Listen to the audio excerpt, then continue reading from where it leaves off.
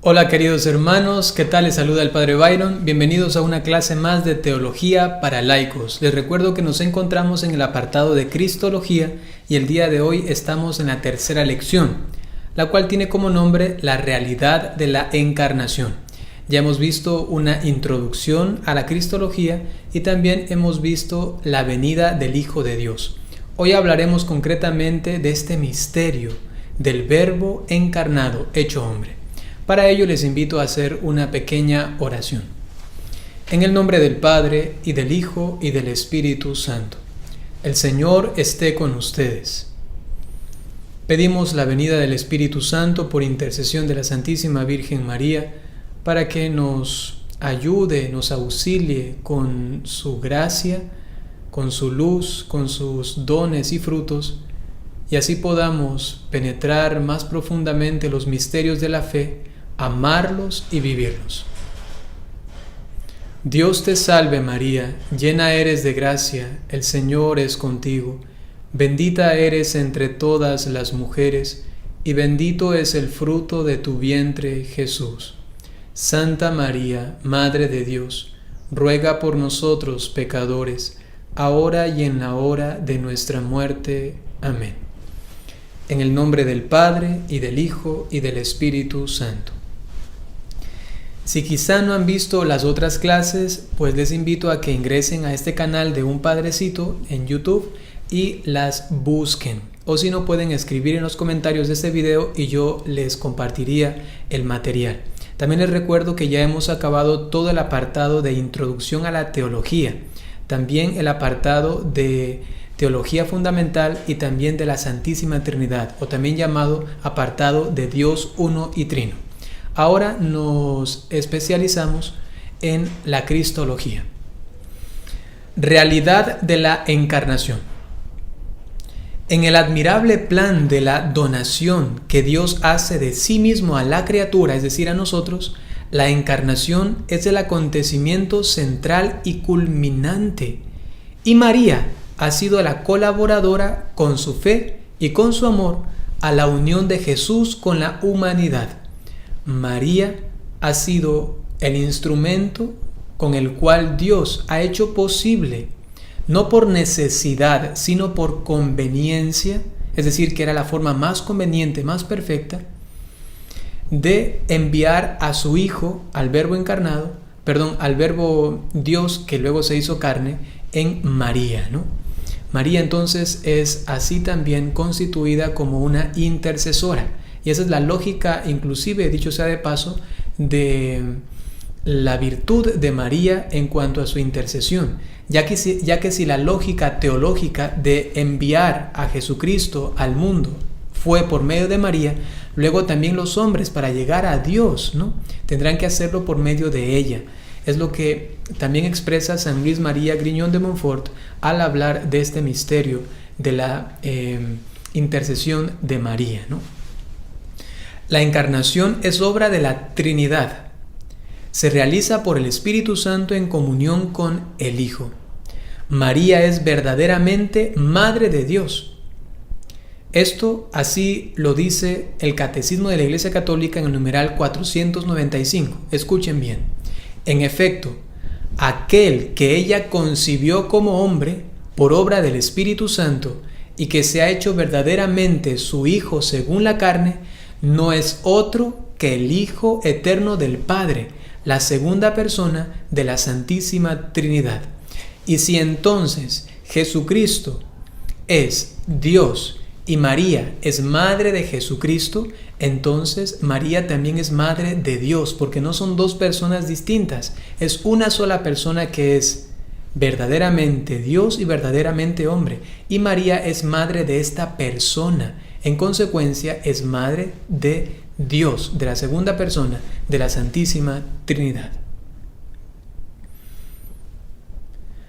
Vamos ahora a estudiar la realidad del cuerpo de Cristo, porque si decimos que se hizo carne y asumió la naturaleza humana, debemos decir entonces que también tuvo un cuerpo humano real.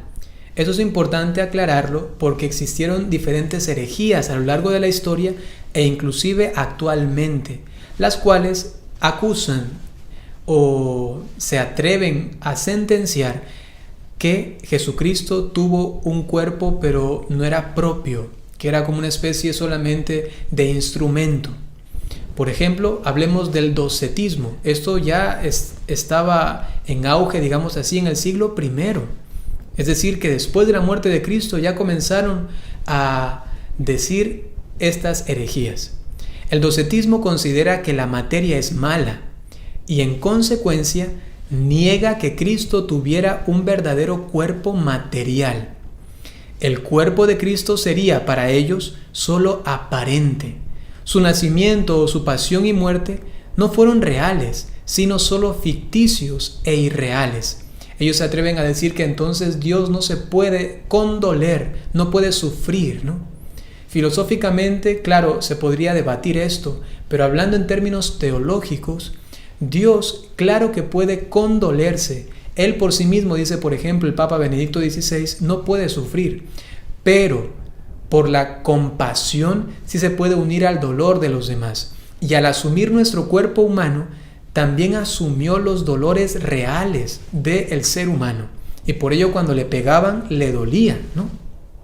Y actualmente Jesucristo en el cielo, con un corazón humano ya resucitado, ¿no?, por el misterio de su resurrección, ¿no?, entonces Él también tiene desde su encarnación hasta para toda la eternidad, entonces también una vinculación con nosotros los humanos. Él ya de manera perfecta en su naturaleza humana espiritualizado, ¿no? Pero nosotros también aguardamos esta misma unión en su resurrección, ¿no? Lo que quiero decir entonces es que Jesucristo también nos ama con un amor humano, aun cuando es Dios, porque tiene las dos naturalezas, la humana y la divina. El Nuevo Testamento viene a aclarar esto del docetismo y dice lo siguiente, que Jesucristo, por ejemplo, ha tenido momentos de cansancio, ha tenido momentos de hambre, de sed. También inclusive dice que ha llorado por su amigo Lázaro. Por ello, el Nuevo Testamento testimonia que Cristo fue hombre verdadero, con un cuerpo real, descendiente de David, fue concebido de María, nació, se cansó, tuvo hambre y sed, durmió, sufrió, derramó su sangre, murió, fue sepultado, cuerpo de carne y hueso, real y tangible. Además, los santos padres, en quienes podemos confiar, negar la realidad del cuerpo de Cristo es negar la redención.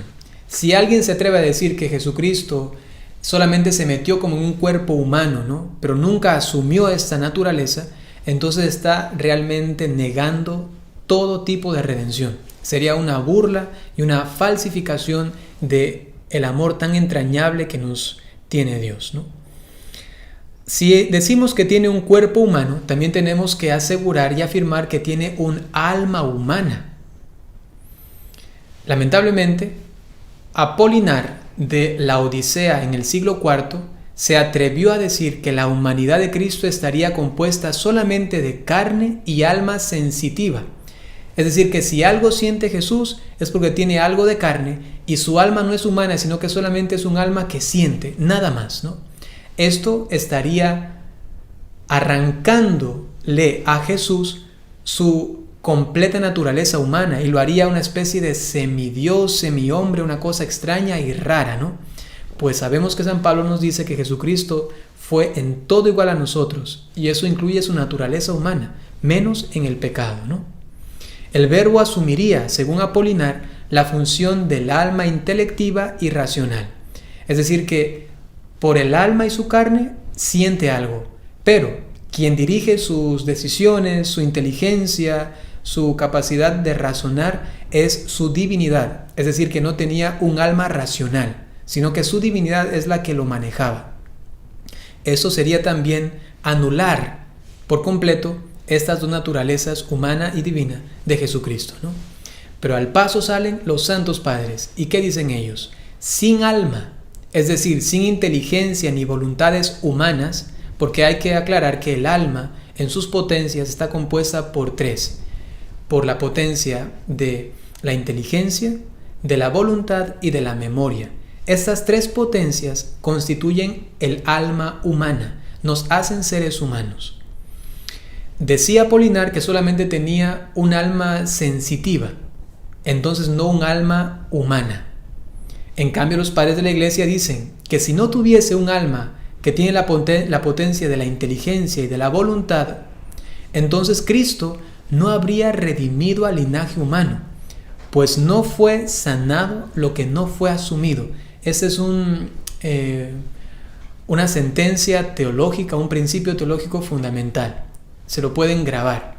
Lo que no es asumido no es redimido, por supuesto, ¿no? Lo que no se considera como propio y que yo lo voy a saldar, voy a pagar la deuda, entonces no se puede pagar porque no la considero propia mía, ¿no? Y Dios ha hecho o se ha hecho responsable de la deuda que nosotros teníamos, ha asumido esa deuda y lo ha hecho asumiendo nuestra naturaleza humana, puesto que nuestra naturaleza es la que estaba condenada, la humana, ¿no?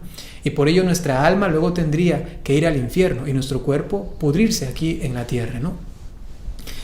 Luego hay toda una corriente del apolinarismo que fue condenada por el Papa San Dámaso y el Concilio de Constantinopla I. Esto ocurrió en el año 381. Verdadera naturaleza humana de Jesús tiene como resultado una unión del alma y del cuerpo. Es decir, que Jesucristo es realmente un ser humano, hombre, ¿no? Que tiene alma y cuerpo. Los dos constituyen a esta naturaleza asumida del Verbo eterno de Dios. Esto en cuanto a su naturaleza humana. Ya hemos hablado, por ejemplo, en la Santísima Trinidad sobre la naturaleza divina de Jesucristo. Sin embargo, en este curso de Cristología también profundizaremos en esta naturaleza recientemente mencionada. Me refiero a la divina, ¿no? Entonces podemos decir que tiene un cuerpo humano real y tiene un alma humana real, es decir, que tiene potencia de inteligencia, de voluntad y de memoria. Pero Jesucristo no solamente es un hombre, sino que también es perfecto Dios. No es una mezcla de hombre y Dios, no es un semidios, no es un demiurgo quizá en términos filosóficos, utilizado sobre todo por Arrio. Hay una herejía más, esta se llama el adopcionismo, y dice lo siguiente: Cristo no era una persona divina, sino un hombre que recibió una dinamis, o también, dicho en español, ¿no?, una fuerza divina en el bautismo, que lo hace un hombre superior. Es decir, que antes del bautismo era como cualquier otra persona, no sabía muy bien para qué había sido o para qué estaba aquí en la tierra. Trabajaba con su papá José, le amaba a su mamá María, y por allí encontró a Juan el Bautista y dijo, bueno, me voy a bautizar. Y en el bautismo como que, me enteré recién de que yo soy enviado por Dios y ahora Él me hace su hijo. Qué cosa tan lamentable. Qué falta de inclusive lectura de la Sagrada Escritura, ¿no? Donde ya nos dice que Jesucristo, ya cuando niño, tenía una relación íntima con su Padre, ¿no? Estaba en la casa de su Padre, nos narran los evangelios. Y luego, si vemos en la vida de los santos, que ellos desde la concepción, inclusive menciono ahora al santo hermano Nicolás, tenía ya comunicaciones directas con Dios. El mismo Juan el Bautista, dice el texto, que brincó en el vientre de su mamá Isabel solamente al entrar en una especie de contacto espiritual por la cercanía humana que tuvieron los dos, ¿no?, con Jesucristo. Es más, San Luis María Griñón de Montfort habla del primer milagro en la vía de la gracia, santificando a Jesucristo desde el vientre de su madre a Juan el Bautista en el vientre de su madre. Es decir, que hay una comunión, una unión ya de voluntades, de intenciones, de cierta conciencia en el alma. Obviamente no en su carne, ¿no?, porque faltaba quizá todavía la formación del cerebro y tanta cosa a nivel más fisiológico, ¿no? Pero a nivel espiritual ya hay una compenetración, una unión, y mucho más si es el Hijo de Dios, ¿no? Entonces, no es que recién en el bautismo como que se entera de que, ¿y qué?, ¿no? Gracias a Dios, la Iglesia Católica, por medio de el Papa Benedicto XVI, en ese entonces era el prefecto de la doctrina de la fe, sacó un documento donde aclaraba, y también basado en el mismo catecismo de la Iglesia Católica que también lo afirma, ¿no?, que Jesucristo tenía conciencia siempre plena de dos cosas: de quién era Él, es decir, Hijo del Padre, y segundo, de su misión. Habían otras cosas que iba aprendiendo, eso sí, de a poco, ¿no?, como cualquier otro niño, como cualquier otra persona humana, pero dos cosas fundamentales Él debía, digamos así, según la doctrina de la Iglesia, y ya esto afirmado por la misma Iglesia, debía conocer, y es quién era Él y su relación con el Padre, y segundo, su misión, ¿no? Entonces, no es que recién se entera en el bautismo, y digo esto lamentablemente porque en nuestra Iglesia hay inclusive grandes y renombrados teólogos, y por allí personas que vienen con ciertos títulos de por aquí, de por acá, asegurando que Jesucristo recién se enteró en el bautismo que era Hijo de Dios. Una cosa tan absurda, ¿no?, que el mismo catecismo de la Iglesia ha aclarado ya y firmemente, ¿no? Entonces, el adopcionismo, que es esta herejía que de alguna manera se ha ido dispersando y también penetrando en la teología actual, nos dice que no es hijo de Dios por naturaleza, sino solo por adopción, que en ese momento Jesucristo fue adoptado por Dios. Qué cosa tan fea, ¿no? Por ejemplo, Pablo de Samosata, obispo de Antioquía, fue condenado y después depuesto de su cargo en el año 268 por apoyar esta herejía. Aquí viene el que había mencionado hace un momento, Arrio. Arrio nos habla del subordinacionismo, el subordinacionismo extremo. Hay una gran diferencia entre este que he mencionado y la subordinación. La primera, esta teoría, filosofía, ya esta corriente teológica del subordinacionismo, es una herejía. Anula la naturaleza humana de Cristo, pero en cambio la subordinación sana que existe de la naturaleza humana a la naturaleza divina, o la voluntad humana a la voluntad divina del Verbo encarnado, ¿no?, es decir, que Jesucristo se subordina a su naturaleza divina, esto es correcto. No está bien esta otra herejía. Lo aclaro un poco más. Cuando hablamos de subordinacionismo, estamos hablando de que Jesucristo, en su naturaleza humana, con su libertad humana y voluntad humana, estaba completamente asumido por su naturaleza divina, y entonces Él no tenía libres decisiones. Solamente quien decidía, quien pensaba, era su divinidad, y su naturaleza humana, no, nada, estaba como allí completamente apagada, muerta, ¿no? Esto está mal, es una herejía. Pero sí está bien decir, porque lo dice el Catecismo de la Iglesia Católica, que la voluntad humana de Cristo se subordina por decisión propia, por libertad, a su naturaleza o a su voluntad divina. Es lo que nosotros tenemos que hacer también como seres humanos. Tenemos que subordinarnos a la voluntad divina, a la voluntad de Dios. Mi voluntad humana tiene sus decisiones, toma sus decisiones, pero tengo que llegar a un momento en el que tengo que decir, bueno, yo me subordino a la voluntad de Dios, y entonces digo, primero tu voluntad, lo que tú quieras, pídemelo y yo lo haré. Eso es subordinarse sanamente. Esta otra, en cambio, es la herejía de Arrio. En ella nos decía, lamentablemente este hombre que fue un momento de la Iglesia, ¿no?, hijo creado de la nada, decía él, ¿no? Es decir, que es una criatura, a través de la cual se hicieron las demás cosas. Es lo que él llamaba el demiurgo, ¿no? Esto fue condenado en Nicea I en el año 325. Y nos dice Nicea, Cristo es homousios. Eso significa, un término griego, consustancial. ¿A quién? Al Padre. El Hijo y el Padre tienen una misma naturaleza. El Hijo no es creado, el Hijo ha existido desde siempre, junto al Padre. Ninguno de los dos es más que el otro. Los dos son Dios. Y hay que decir aquí también, el Espíritu Santo, la tercera persona, ellos tres son un solo Dios, ¿no? El siglo XIX y XX lamentablemente ha estado contaminado con estas venenosas teologías, corrientes, ¿no? Y ha llegado esos 2 siglos, a negar la divinidad de Jesús, sobre todo haciendo todo este análisis del Jesús histórico que vimos en la clase pasada, ¿no? O la primera clase me parece que era la introducción a la teología, ¿no? Y allí entonces dicen, como estudian a Jesús demasiado humano, inclusive intentando descifrar y adivinar su psique, ¿no? Cómo él tenía su estructura mental y tanta cosa fea, ¿no?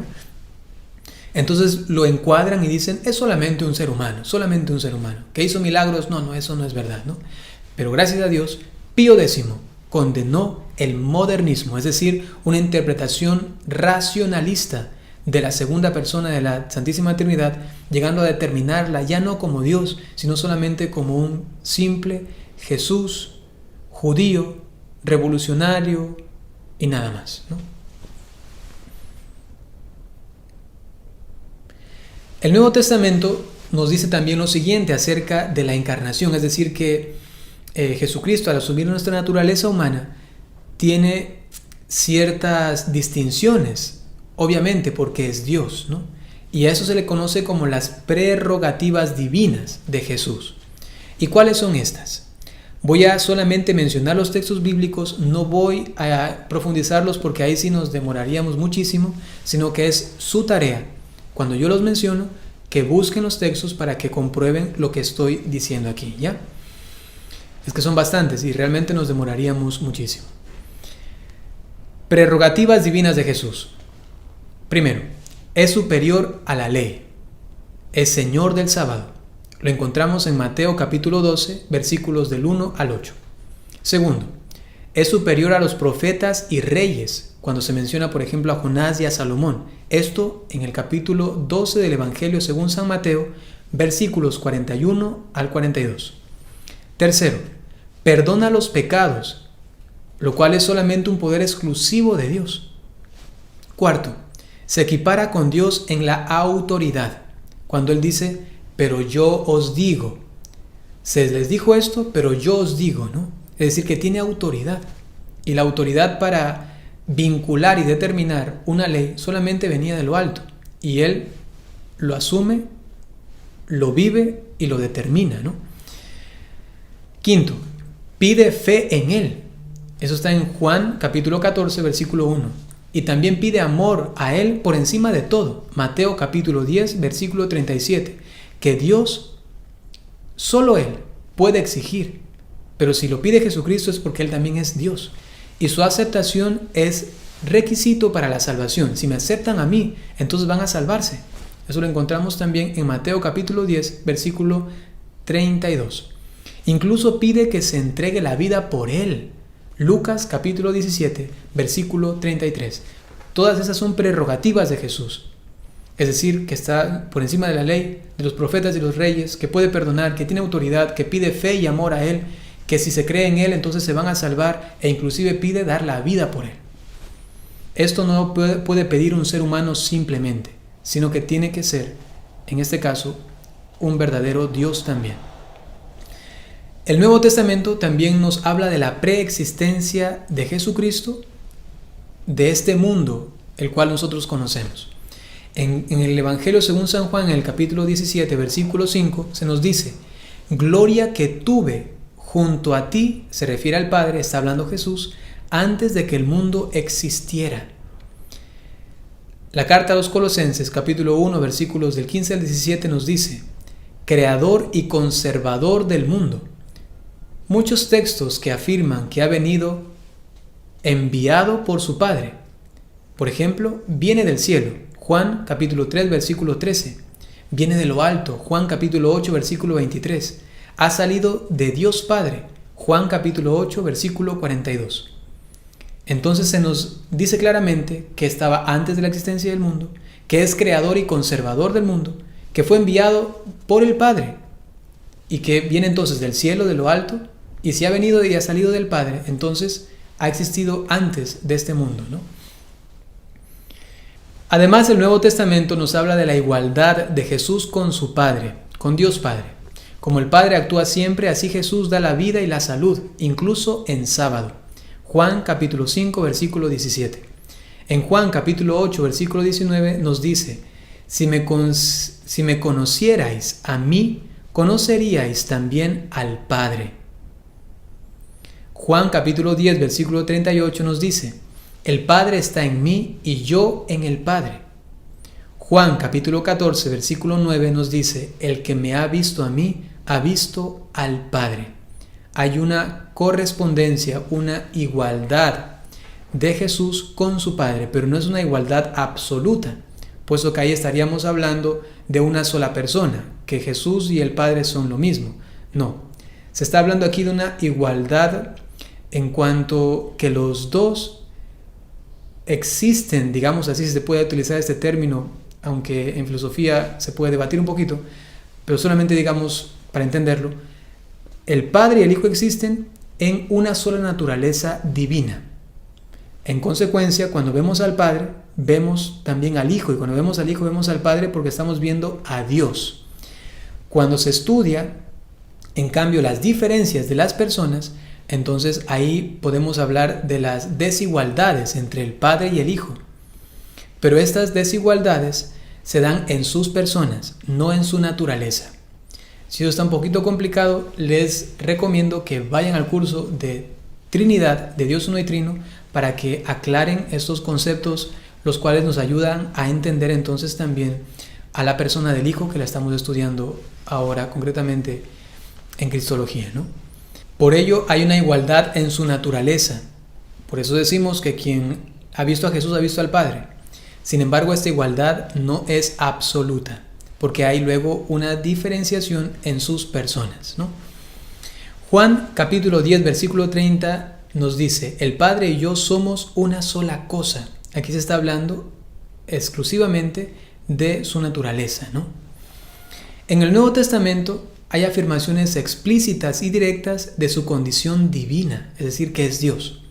Lo más hermoso que podemos encontrar, considero, es el prólogo de San Juan, en el cual se nos dice que Jesús, que el Verbo, el Logos, estaba con Dios y era Dios. Es decir, que es una afirmación clara y abierta de esta naturaleza divina presente en la persona del Hijo. Eso se encuentra en el capítulo número 1 del Evangelio según San Juan.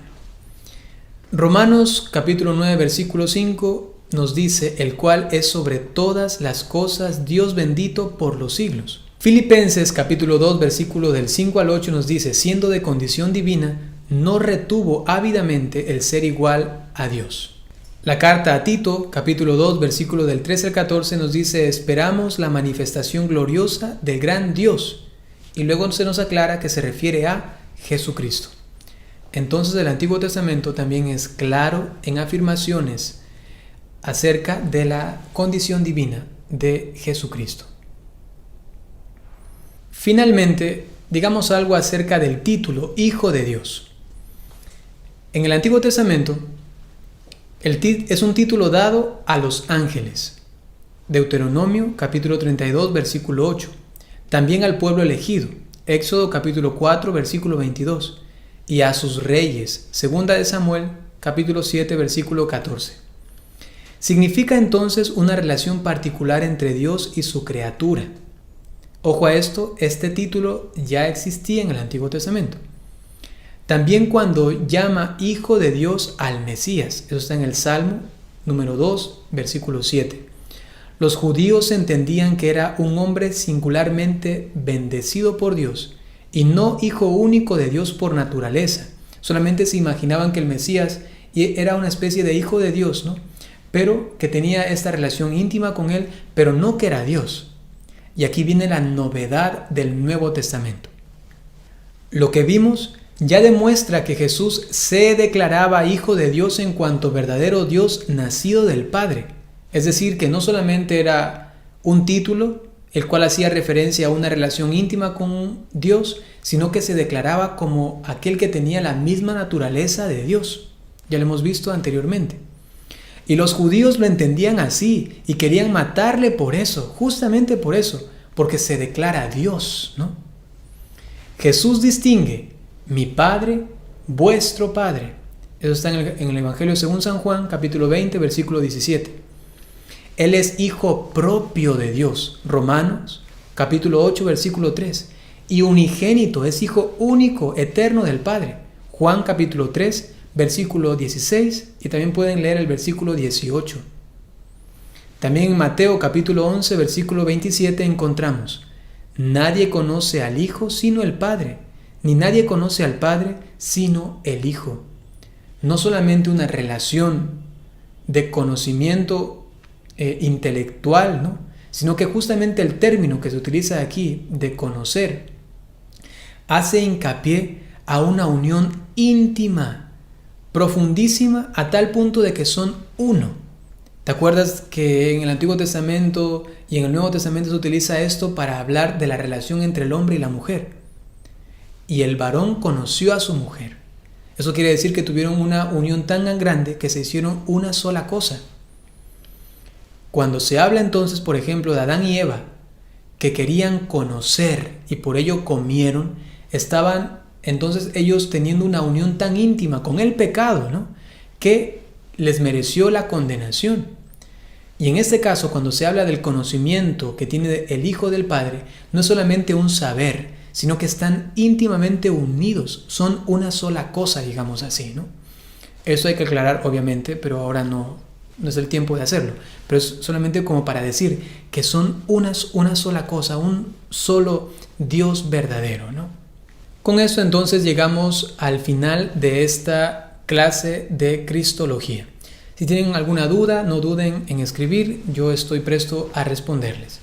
Si quieren seguir recibiendo este material, pues estén atentos. Cada día viernes estoy subiendo una clase de teología para laicos.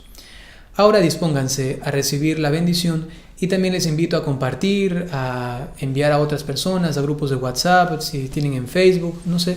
Así podemos colaborar con esta formación de los laicos tan necesaria en esos tiempos de grande confusión. El Señor esté con ustedes.